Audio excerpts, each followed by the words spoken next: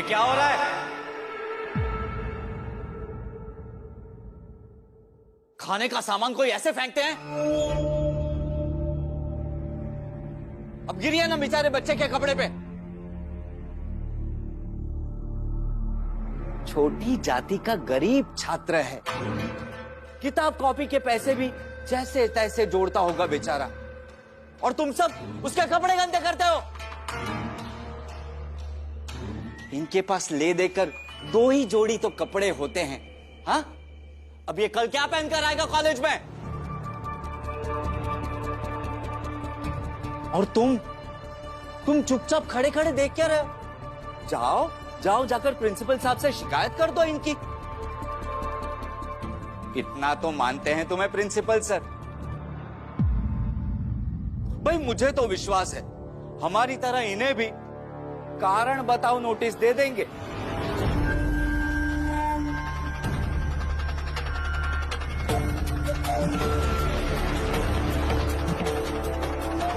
तुम लोग जाओ यहां से।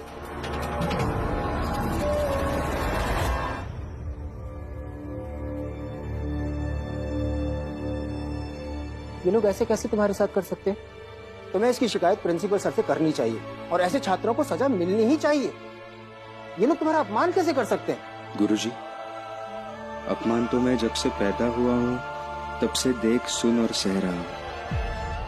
लेकिन गुरुजी, इस वक्त मैं अपमान के बारे में नहीं सोच रहा हूँ, बल्कि मैं ये सोच रहा हूँ सिर्फ बड़ी और भारी वस्तुएं ही नहीं, जब हम एक चादर को झाड़ते हैं तो उससे धूल के छोटे छोटे कण जमीन पर आकर गिरते हैं। क्यों? पृथ्वी के गुरुत्वाकर्षण के बल के कारण। गुरुजी ने कक्षा में जो गुरुत्वाकर्षण का बल पढ़ाया था उसने यहाँ काम कैसे नहीं किया?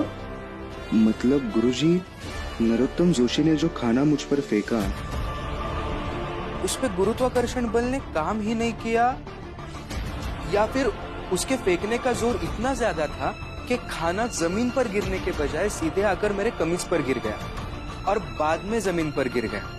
तो गुरुजी, ऐसे बल को क्या कहा जाए जिसमें कोई भी मनुष्य किसी चीज को अपनी इच्छा से गुरुत्वाकर्षण बल के बावजूद वांछित स्थान तक पहुंचा देता हो?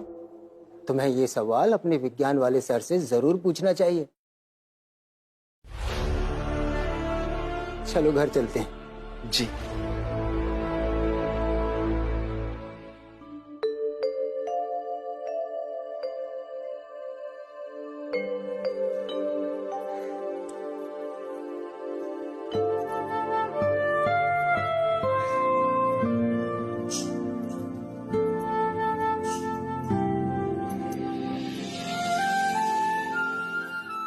भैया, 1 पैसे की मिर्च और 1 पैसे का पालक देना। लगता है कि छोटी जात वाली है। और तुम यहाँ पे सब्जी खरीदने कैसे आई? ए, चल दूर हट। क्या हुआ काकी? मुझे सब्जी खरीदने दीजिए ना। चाहे मैं जिस जात की हूँ, किसी को परेशान तो नहीं कर रही हूँ।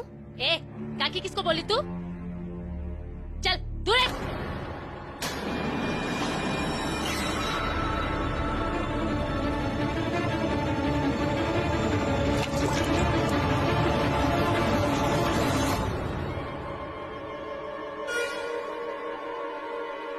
मेरी चैन, मेरे 4 तोले की सोने की चैन थी, वो नाले में गिर गई। इसकी वजह से मेरी चैन नाले में गिर गई। छोटी जाति की। हाँ, चल चैन निकाल के दे मेरी। मैं क्यों निकालूं? आपकी चैन मेरे कारण नहीं, इनके कारण गिरी है। अरे तू यहाँ आई ही क्यों? मैं तो यहाँ सब्जी खरीदने आई थी। तेरी सब्जी गई नाले में। तू पहले मेरी चैन निकाल के दे, चल। आपकी चैन मेरी गलती से नहीं गिरी है, मैं नहीं निकालूंगी। अरे गलती किसी की भी हो, है तो तू ऐसी ही जात की ना। और फिर तुम लोग गंदगी वंदगी में जाते रहते हो, तो इस नाले में जाने को तेरे क्या दिक्कत है? चल निकाल के दे, चल। मैं नहीं निकालूंगी। आज मैं भी देखती हूँ कि तू चैन निकाले बिना कैसे यहाँ से जाती है। चल छोड़िए, छोड़, चल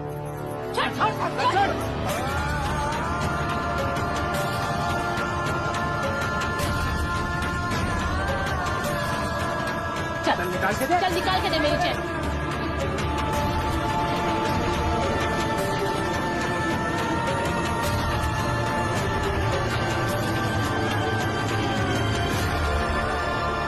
क्या हो रहा है ये सब?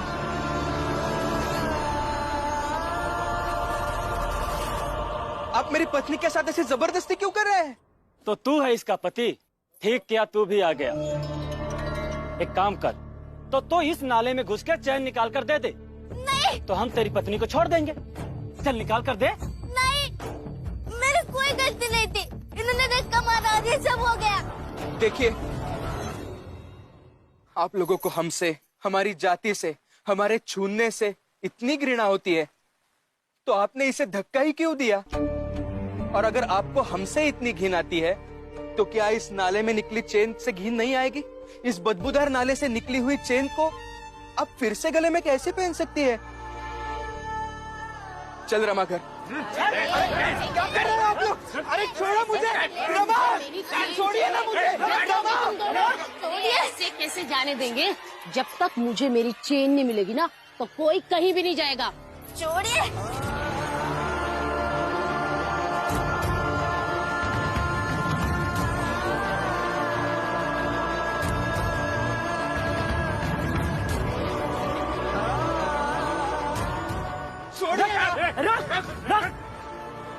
तुझसे आखिरी बार पूछता हूँ, तू चैन निकाल कर देगा या नहीं?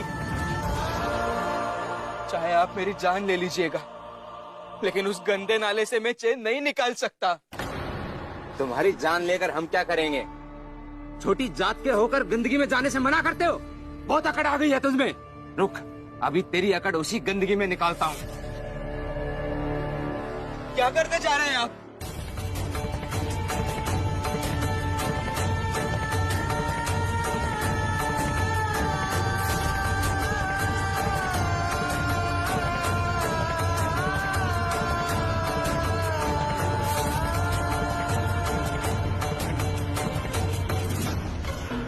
ये क्या कर रहे हो आप?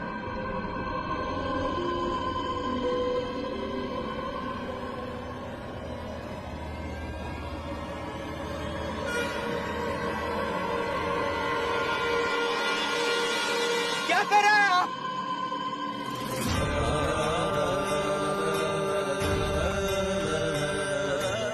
छोड़िए मुझे। क्या? छोड़िए।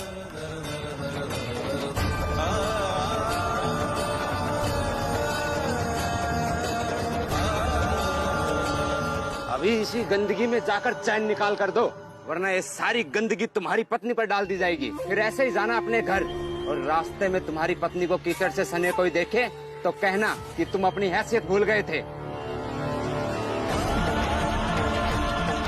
मत कीजिए ऐसा, रुकिए ना, छोड़ो मुझे, रुकिए ना आप, रुक जाइए। आपको चैन चाहिए ना? मैं लाकर दूंगा आपको गंदे नाले से वो चैन।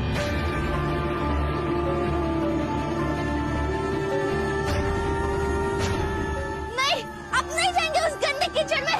नहीं रमा, जात चाहे जो भी हो, मैं तुम्हारा पति हूँ, और पति होने का कर्तव्य जानता हूँ मैं लाकर दूंगा वो चैन। नहीं, अब नहीं जाएंगे, छोड़िए मुझे। तू कहीं नहीं जाएगी जब तक मुझे मेरी चेन न मिल जाए।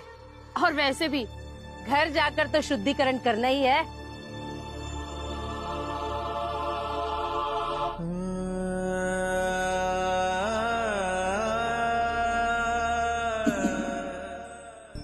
तुम्हें पौधे लगाना पसंद है ना? देखो बेटा, तुम्हें जो पसंद है वही करो। अगर उसे करने में तुम्हें वो भी करना पड़े जो तुम्हें पसंद नहीं हो, तो वो भी करो, लेकिन पूरी शिद्दत और ईमानदारी से करो। बाबा, आपकी बातें मुझे कई बार समझ में ही नहीं आती।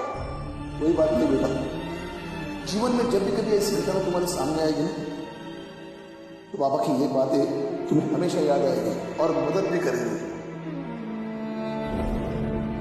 तुम्हारी पूरी जिंदगी बीतती है इन गंदगी के बीच में, तुम्हें क्या गंदगी से बुराई? तुम्हें तो दुर्गंध की आदत हो गई होगी।